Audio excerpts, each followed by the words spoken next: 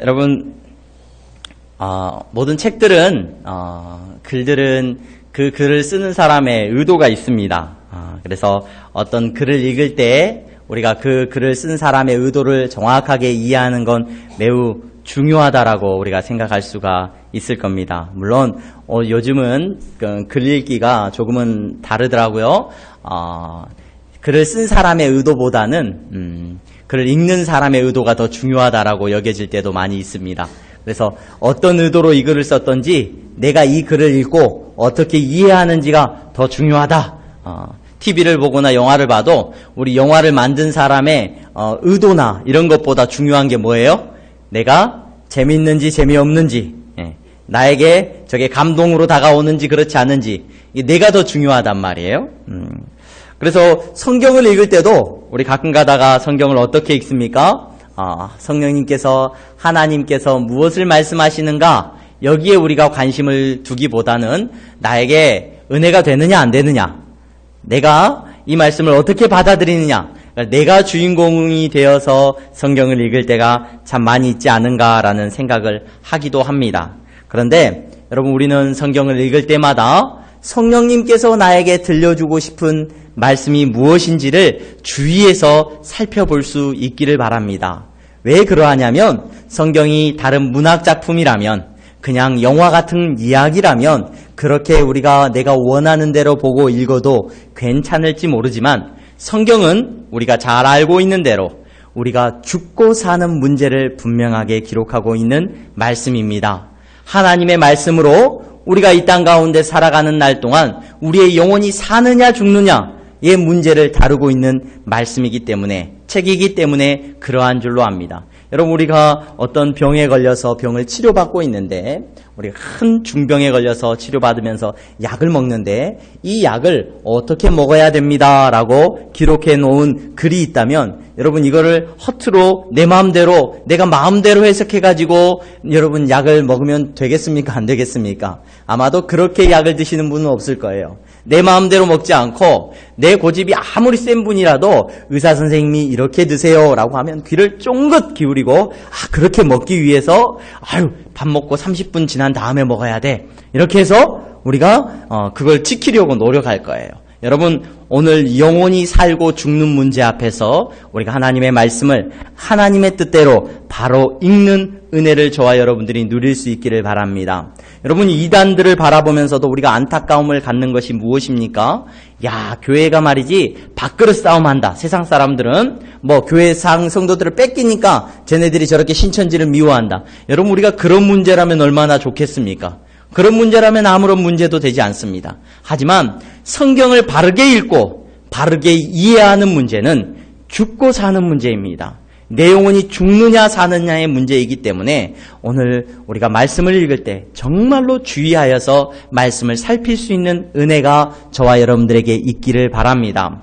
여러분, 우리가 요한복음 말씀을 읽었습니다. 근데 요한복음을 말씀을 읽으면서 오늘 우리가 특별히 베데스다 연못가에서 일어난 한 기적의 사건을 보았습니다. 그러면 이 요한복음을 기록하고 있는 요한 사도가 이 사건을 왜 기록하고 있는가?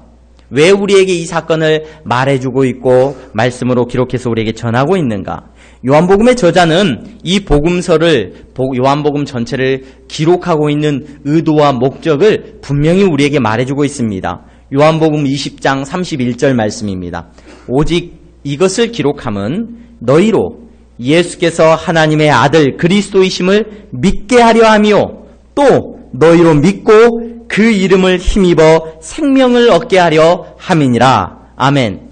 여러분, 요한복음을 기록하고 있는 요한 사도가 이 책을 왜 기록하고 있다고요? 우리로 하여금 예수님께서 하나님의 아들 되심을 믿고 이 믿음으로 말미암아서 예수 그리스도의 이름으로 힘입어서 우리가 무엇을 얻어요? 생명을 얻도록 하게 하기 위하여서 이 말씀을 기록하고 있다는 겁니다.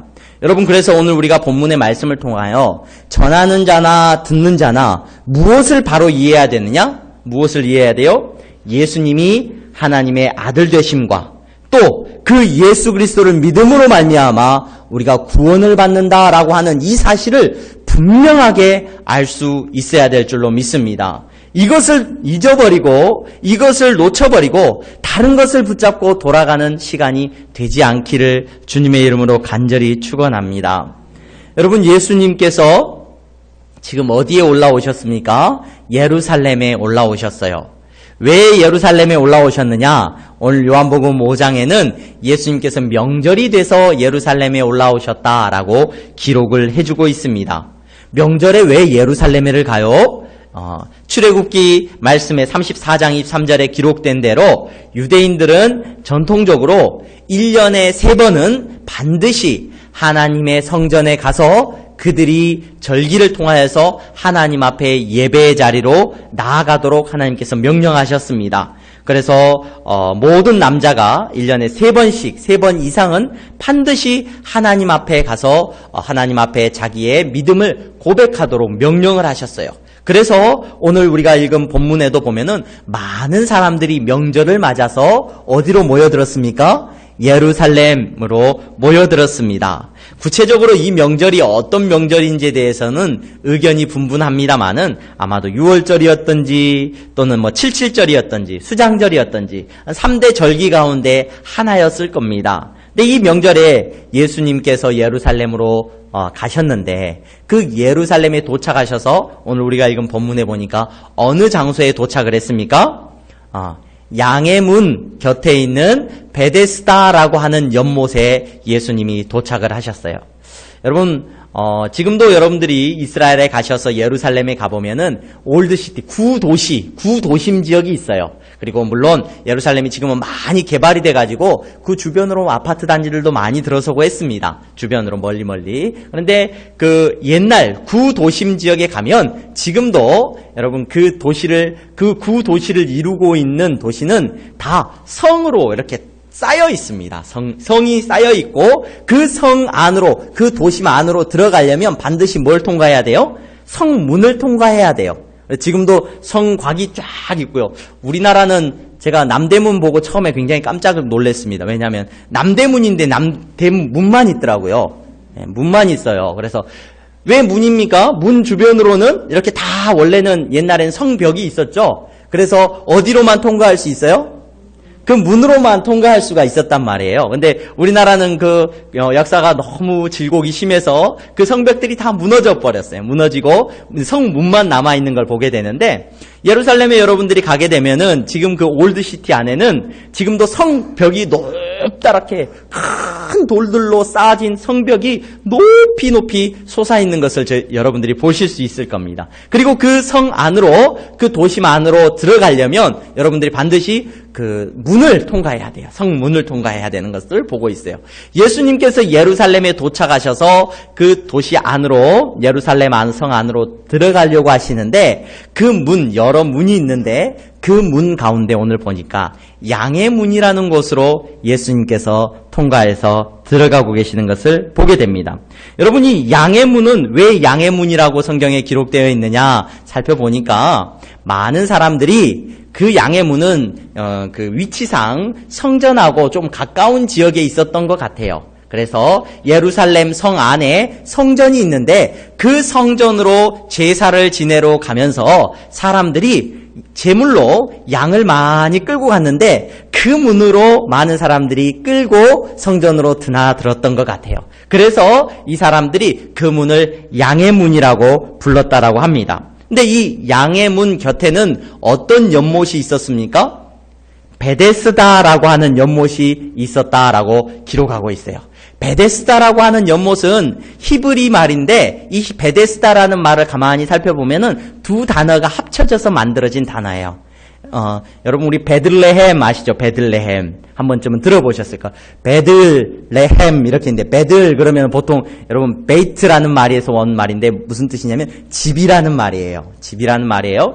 그 다음에 여기 오늘 우리가 읽는 것처럼 베데스다라는 말은 이 집이라는 베이트라는 말하고 헤세드라는 말이 두 개가 딱 붙었어요. 그래서 무슨 뜻이냐면 헤세드라는 말은 은혜와 사랑이라는 표현이란 말입니다. 그러니까 집이라는 말하고 은혜와 사랑이라는 말이 붙어서 베데스다 무슨 뜻입니까? 은혜의 집 또는 사랑의 집 이라는 뜻으로 이 연못이 불리웠습니다. 근데 이곳에 예수님이 도착을 하신 거예요. 그러니까 본문에 보니까 그 연못 주변에는 사람들이 많이 모여 있었어요. 연못 주변에 왜 사람들이 많이 모여 있었느냐? 성경에는 건강하고 좋은 사람들이, 낚시하는 분들이 거기 많이 모여 있었던 게 아니라 성경에 보니까 아픈 분들이 많이 모여 있었던 것 같아요. 다리가 불편하신 분들, 몸이 연약하여서 몸을 일으키기 힘든 분들, 눈이 안 보이시는 분들, 이런 분들이 그 연못 주변에 많이 모여 있었다라고 성경이 기록해주고 있습니다. 왜 그래요? 그 연못 주변에서 무슨 일이 일어나기 때문에 그래요? 오늘 성경이 말을 해주는데 이렇게 기록을 합니다. 물의 움직임을 기다리니, 물의 움직임을. 이는 천사가 가끔 못에 내려와 물을 움직이게 하는데 움직인 후에 먼저 들어가는 자는 어떤 병에 걸렸든지 낫게 되밀어라. 어떤 일이 일어나요? 그 연못이 평상시에는 고요한데 그 연못에 누가 내려온다고요?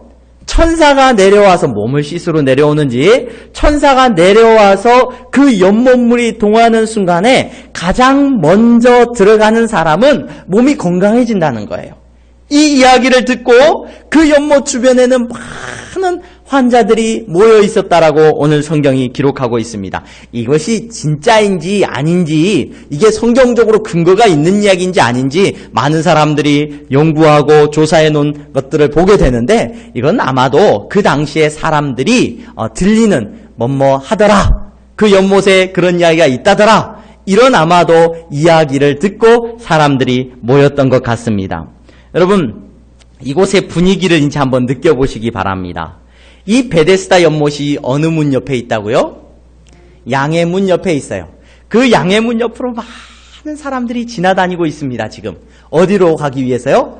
성전으로 제사 지내러 가기 위해서 양들을 끌고 막 이렇게 조금은 긍휼히 여기는 마음을 가지고 갑니다. 그곳에 양의 문 옆에 많은 사람들이 모여 있습니다.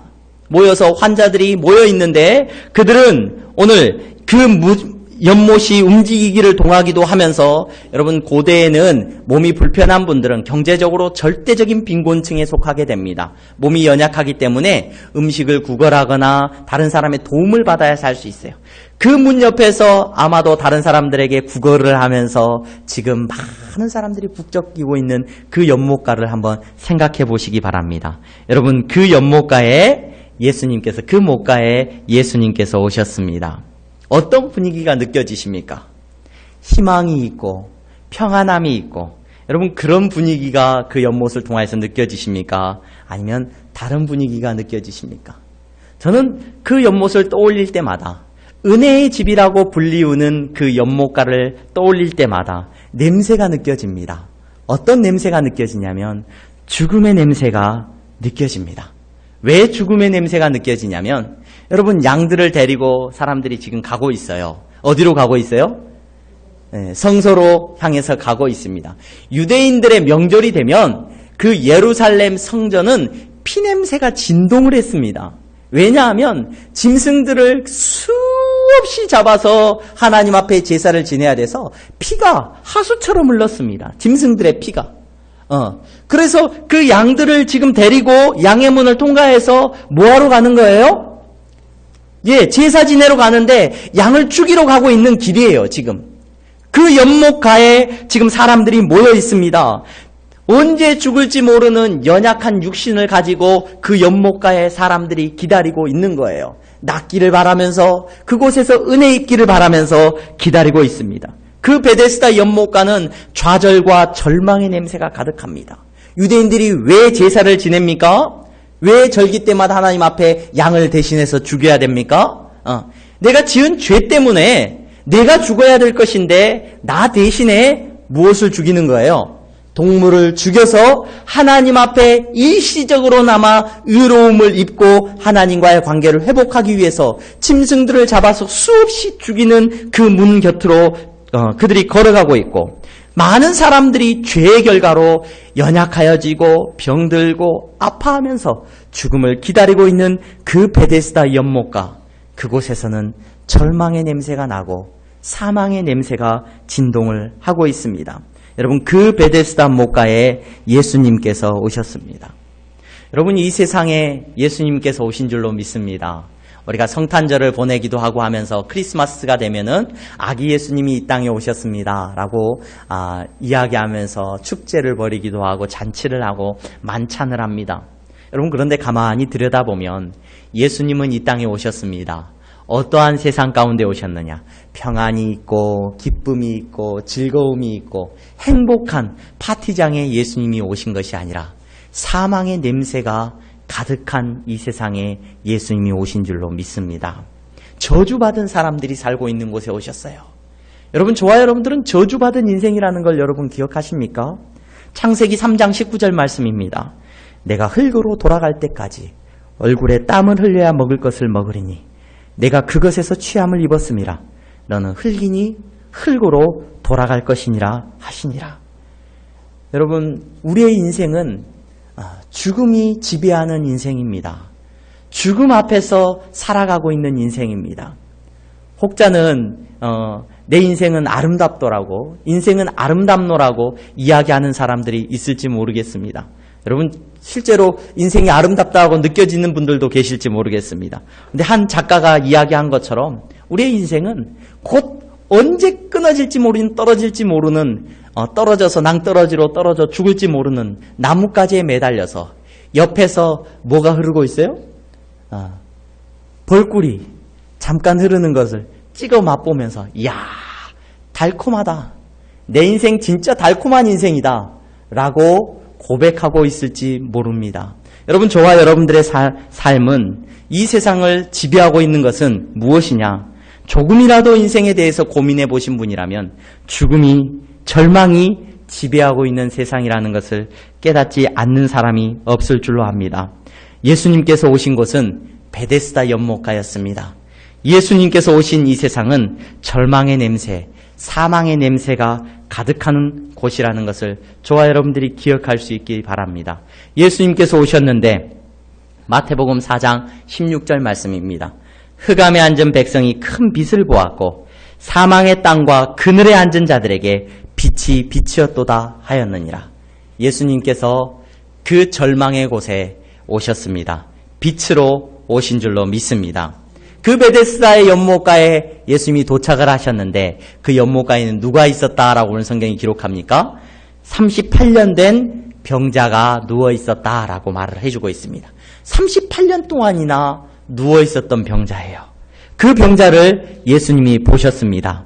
그리고 그 병자가 오래 누운 것을 아시고 그에게 다가가서 내가 너에게 무엇 해주기를 원하느냐? 네가 낫고자 하느냐? 라고 물어보십니다. 그랬더니 병자가 뭐라고 대답을 해요? 물이 움직일 때, 나를 좀 도와서 저기에 넣어주는 사람이 없어서 내가 가기 전에, 내가 먼저 도착하기 전에 다른 사람들이 다 먼저 도착해가지고 내가 나음을 못 입습니다. 나를 좀 예수님한테 뭐라고 부탁하고 있는 거예요? 저 연못에 넣어주십시오 라고 부탁을 했습니다. 그러자 예수님이 그래, 내가 물이 동할 때 너를 저곳에 넣어줄게 이렇게 말씀을 하신 게 아니라 뭐라고 말씀을 하셔요? 일어나라, 내 자리를 들어라, 그리고 걸어가라 말씀하신 줄로 믿습니다. 그 사람이 곧 나아서 자리를 들고 걸어갔습니다. 여러분, 사망이, 그 음침함이, 절망이, 냄새가 가득한 그 베데스다 연못가에 오늘 예수님께서 기적을 베푸셨습니다. 그 은혜의 집에 사람들이 모여 있는데 그 베데스다 연못가, 은혜의 집이라고 불리우는 그 연못가에 사람들이 모여 있는데 왜 모여 있냐? 은혜 받기 위해서 모여 있어요. 은혜를 입어야 됩니다. 어떤 은혜냐? 그곳에서 베풀어지고 있는 은혜는 1등으로 들어가면 나음을 입게 되는 은혜예요. 가장 먼저 들어가면은 나음을 입게 되는 은혜라는 겁니다. 여러분, 그곳이 세상이 베풀어주고 있는 은혜였습니다. 사람들이 이 은혜를 입기 위해서 보이지 않는 사람은 어떻게든지 그 이야기를 듣고 물이 동했다는 이야기를 듣기만 하면 뛰어들려고 긴장하고 있었을 것이고, 다리가 불편하신 분은 기어서라도 그곳에 먼저 들어가기 위해서 눈을 부릅뜨고 있었을 것이고, 여러분, 몸이 불편해서 몸이 거동이 불편한 사람은 몸을 굴려서라도 그 연못 안으로 들어가려고 지금 준비하고 있었을 겁니다. 여러분, 이것이 오늘 베데스다 연못이 은혜의 집에서 베풀어지고 있는 은혜입니다.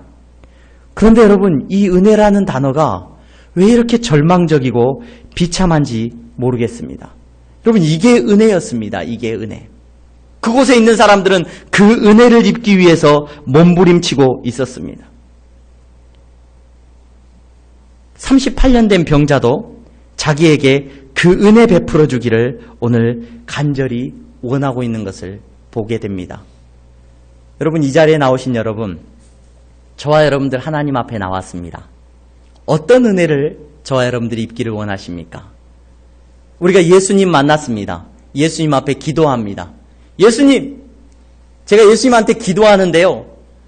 예수님, 저를 제발 좀, 저 물이 움직일 때 나를 들어가지고 제일 먼저 좀 던져 넣어주세요. 여러분, 이렇게 혹시 우리가 기도하고 있지는 않은지 우리 자신을 돌아볼 수 있기를 바랍니다. 왜냐하면 세상이 베풀어주는 은혜는 여러분 1등하는 사람에게 베풀어주는 은혜란 말이에요. 가장 먼저 들어가야 은혜를 입을 수 있다라고 말을 한다는 겁니다. 그래서 예수님 앞에 나가서도 뭐라고 기도하고 있는 거예요? 하나님, 나 좀 1등 좀 하게 해주세요. 나 좀. 내가 1등을 하면 나음을 입고 내가 행복해지고 건강해질 수 있을 것 같아요. 그러니까 예수님 뭐 해주세요? 나를 들어서 저 연못에 던져주세요.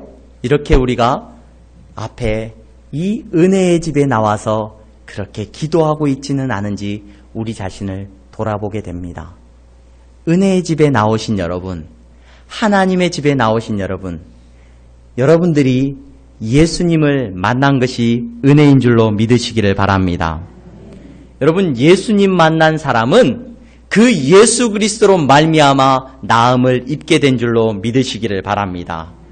여러분, 38년 된 병자는 아직 깨닫지 못했습니다. 자기에게 어떤 일이 일어날지를 깨닫지 못했어요. 그래서 그가 생각했습니다. 내가 1등을 해야 하나님 앞에 은혜를 입고 나음을 입을 수 있을 것인데, 그 연못가에 모인 사람들에게 은혜라는 단어는 그렇게 비참한 단어예요. 그렇게 힘든 단어예요. 그러나 이 자리에 나오신 여러분, 저와 여러분들은 기억할 수 있었으면 좋겠습니다. 예수님의 은혜는 그와 같은 은혜가 아닌 줄로 믿습니다. 1등해야 입을 수 있는 은혜가 아니에요. 내가 가장 먼저 들어가야 내가 나음을 입게 되는 그런 은혜가 아닌 줄로 믿습니다. 어쩌면 가장 무능하고 가장 힘이 없는 38년 된 병자에게 다가오신 예수님의 은혜는 아무 조건 없고 아무 단서가 붙지 않는 하나님의 놀라운 사랑의 은혜인 줄로 믿으시기를 바랍니다. 예수님께서 그 병자에게 다가가셔서 물어보고 계십니다. 네가 무엇하기를 원하느냐? 네가 낫기를 원하느냐? 그럼 뭐라고 대답하면 돼요, 여러분? 네, 제가 낫기를 원합니다. 고백하면 됩니다. 그런데 우리의 기도가 가만히 제 기도를 돌아보니까 하나님, 제가요, 하나님께서 저에게 복을 주셔가지고 제가 저 연못가에 1등으로 들어가면요, 내가 나음을 입을지도 몰라요. 네, 하나님, 그러니까 나를 어떻게 해주셔야 돼요? 나를 딱 들어가지고 물이 탁 동하면 나를 얼른 던져 넣어주세요. 이렇게 열심히 기도하고는 하나님이 나를 1등으로 안 던져 넣어주셨다라고 절망하고 울고 탄식하고 있는 제 모습을 보게 됩니다. 이 자리에 나오신 여러분, 여러분들이 예수님 만나셨다면 이미 여러분들이 가지고 있는 문제는 주님 안에서 해결받으신 줄로 믿으시기를 바랍니다. 예수님 못 만난 게 문제지요. 여러분, 예수님을 만나셨다면 그것으로 여러분들의 삶은 하나님 앞에서 복받은 인생인 줄로 믿으시기를 바랍니다. 여러분, 돈을 내가 1등으로 많이 벌어야 은혜 입는 사람이 아니에요. 학교에서 내가 1등을 해야 세상은 1등한 사람에게 은혜를 베풀어 줍니다. 그렇게 보여집니다. 내가 성공해야 하나님께서 나를 축복해 주신 것이라고 착각할 때가 얼마나 많은지 모릅니다. 예수님 만난 것이 여러분 축복인 줄로 믿으시기를 바랍니다. 예수 그리스도 하나님의 아들 되심을 여러분들이 믿고 계시다면 여러분 그것으로 인하여 여러분들의 삶의 문제는 이미 해결받은 줄로 믿으시기를 바랍니다. 오늘 기적이 일어났습니다. 절망과 사망이 지배하고 있는 그 베데스다 연못가에 기적이 나타났습니다. 그 환자가 일어납니다. 자리를 털고 일어났습니다. 그리고 나음을 입었습니다. 소망이 없던 곳에 여러분 어떤 놀라운 일이 일어났습니까? 죽어가던 사람이 살아나게 되는 역사가 일어난 줄로 믿으시기를 바랍니다. 그런데 이 기적을 보고요. 이 기적을 보고 어떠해야 돼요? 박수를 치고 기뻐하고 난리가 나야 될 것 같잖아요.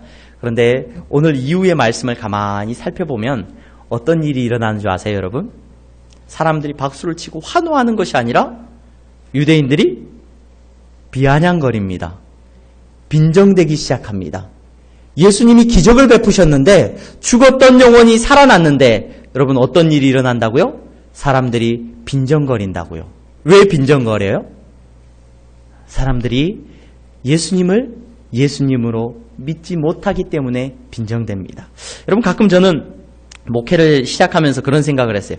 야, 하나님이 나에게 기적을 베풀 수 있는 힘을 주신다면 막 기도하고 그래서 많은 능력들이 나타난다면 정말로 하나님 나라 일을 하는데 많은 일들을 하는데 편하지 않을까? 능력이 나타난다면 얼마나 부흥이 잘 되고 우리 항동교회 성도들이 기쁨 가운데 신앙생활을 할 수 있을까? 이런 생각을 많이 해보았습니다. 여러분 실제로 기적이 나타나면 많은 사람들이 막 몰려오지 않겠습니까? 그리고 막 부흥이 되지 않겠습니까? 그런데요, 그렇지 않습니다. 오늘 성경이 말해주고 있는 것이 무엇인가 가만히 들여다보니까 사람들은 기적이 일어나도요, 그 기적 때문에 마음이 변화되는 법이 없다는 것을 성경이 분명히 우리에게 말해주고 있습니다. 우리의 연약함은 기적 앞에서도 내가 유익을 얻고 내가 이익을 얻는 것, 그것에 관심이 있지 하나님의 아들 예수 그리스도를 믿는 믿음은 그러한 기적으로 일어나지 않는다는 것을 분명히 말해주고 있습니다. 예수님이 처음에 공생의 사역을 시작하시면서요, 기적을 베풀어 봐라 그래요. 사단이. 기적을 네가 베풀면 네가 사역을 잘 쉽게 할 수 있잖아 말을 합니다. 그랬더니 예수님이 뭐라 그러셔요? 아니야 그러셔요. 아니야. 그게 아니야. 오늘 오병이어의 기적을 보았던 사람들이 있습니다. 보리떡 5개, 물고기 5마리를 가지고 배부르게 먹었던 사람들이 있어요. 그 사람들이 나중에 소리를 높입니다. 뭐라고 소리를 높여요? 예수님을 십자가에 못 박으라고 소리를 높입니다. 여러분, 제가 기적을 베푼다고 여러분들의 마음이 변하느냐? 그런 일은 없다는 겁니다. 우리의 교만한 심령은요, 은혜 입지 않으면 변하는 법이 없는 줄로 믿습니다. 눈앞에 기적이 나타나도요, 죽었던 사람이 살아나도 여러분, 하나님 말씀 앞에서 깨어짐이 없으면 우리의 심령은 변하는 일이 없는 줄로 믿습니다. 이 자리에 나오신 여러분, 오늘 예수님께서 기적을 베푸셨어요. 그래서 요한 사도는 기적을 7가지만 나타내고 있습니다. 다른 복음서에는 될 수 있는 대로 기적을 많이 기록하고 있는데 요한 사도는 딱 7번만 예수님 베푸신 이적을 기록해요. 그리고는 그 이적이라는 단어도 그냥 미라클, 기적이라고 표현하지 않고 뭐라고 이야기를 해주냐면 세메이온이라는 표현을 써요. 무슨 뜻이냐면 표적이에요. 표적. 기적이 아니에요. 예수님이 하나님의 아들 되심을 나타내는 표적이라고 말씀하고 있는 것을 눈여겨볼 필요가 있습니다. 오늘 병자가 나음을 입었습니다. 은혜 입지 못한 자가 은혜를 입었습니다. 세상 앞에 은혜 부스러기를 구하던 자가 예수님 만남으로 온전한 은혜를 입은 줄로 믿습니다. 그 놀라운 은혜가 그에게 주어졌는데 그 놀라운 기적은 이제 그리스도 안에서 표적이 되는 역사가 일어난 줄로 믿습니다. 이 자리에 나오신 여러분, 저와 여러분들은 예수 믿고 구원받은 사람인 줄로 믿습니다. 저와 여러분들은 죄로 인하여서요, 눈이 멀었던 사람들이에요. 죄로 인하여서 다리가 쓸 수 없었던 사람들이에요. 하나님 앞에서 성경은 전적으로 무능한 사람들이었노라고 말해주고 있어요. 하나님이 기쁘시게 할 만한 일을 요만큼도 할 수 없는 무능력자들이에요. 그러면서도 세상을 향하여서 내가 말이죠 1등하면 내가 하나님 말씀을 순종하고 하나님을 기쁘시게 할 수 있을 것이라고 그렇게 착각할 때가 얼마나 많았는지 몰라요. 그래서 하나님 앞에 나와서 기도합니다. 하나님 이번에 돈 좀 많이 벌게 해주시면요 내가 하나님 나라 위해서 충성되게 복된 일 많이 하겠습니다. 아니요. 우리는 전적으로 무능해서 하나님의 영광을 위해서 쓰임받을 수 없던 사람이에요. 그랬던 우리에게 예수님이 찾아와 주셔서 복음을 전해주시고 만나주셔서 구원의 역사가 저와 여러분들에게 일어난 줄로 믿습니다. 그래서 전적으로 무능했던 우리가 예배의 자리에 나와서 하나님 앞에 예배드리고 있습니다. 사랑할 수 없었던 우리가 그래도 복음 안에서 사랑하기 위해 몸부림치는 저와 여러분인 줄로 믿습니다. 말씀에 순종하기 위해서 몸부림치고 있는 저와 여러분들의 삶인 줄로 믿습니다. 무엇 때문에 그런 일이 일어났느냐? 예수 그리스도로 말미암아 그와 같은 기적이 나타난 줄로 믿습니다. 그리고 그 기적 안에서 저와 여러분들의 삶이 이제는 표적으로 증거되는 삶인 줄로 믿습니다. 여러분들을 볼 때마다 이제 누구가 증거되느냐? 예수님이 증거될 줄로 믿습니다. 여러분들이 가는 곳마다 살아계신 예수 그리스도, 그분이 증거되는 놀라운 역사가 일어나는 줄로 믿습니다. 여러분, 우리는 은혜의 집에 모인 사람들입니다. 교회에 나와서 하나님 앞에 예배자로 선 사람들입니다. 이 자리에 우리의 기도를 늘 돌아볼 수 있기를 바랍니다. 예수님 만나야지 우리의 삶의 모든 것들은 해결받습니다. 예수님이 답이에요. 여러분, 내가 먼저 저 연못가에 들어가는 것이 답이라고 착각하지 마시기 바랍니다. 그것이 중요한 것이 아니라 예수님을 진짜로 만났느냐 그렇지 못했느냐가 문제라는 것을 기억하시고, 예수님 만나셨다면 여러분, 죽음이 지배하는 이 세상 가운데서 영원한 생명을 저와 여러분들이 누리게 될 줄로 믿고, 그 생명 안에서 하나님을 기쁘시게 하는 삶으로 날마다 여러분들의 삶이 예수님을 증거하는 삶으로 세워져 나갈 줄로 믿습니다. 기도하겠습니다. 거룩하신